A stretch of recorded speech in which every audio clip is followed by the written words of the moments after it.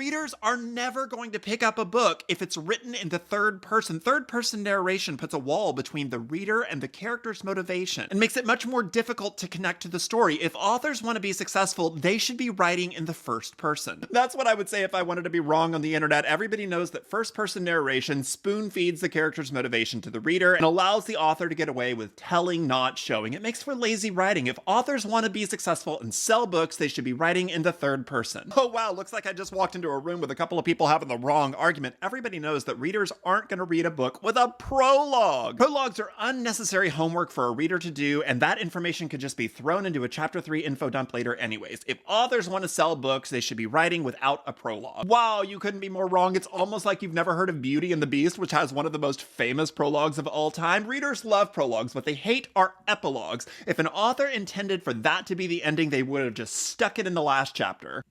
Hi, sorry to interrupt. Author here. Ugh, which one of you invited that? It sounds like the truth of the matter is that there's so much contradictory information that authors should just be writing a good book because readers don't know what they like until they've read it.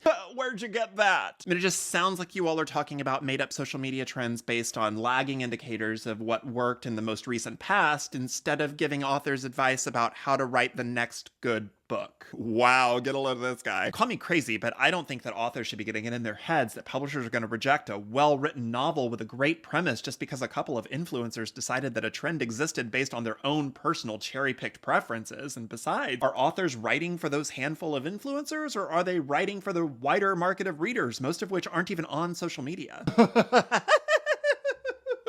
Oh, you think you get to opt out of the discourse because it's cherry-picked confirmation bias? Oh, you precious little sweet summer child. You're never going to be a successful author because absolutely everybody knows that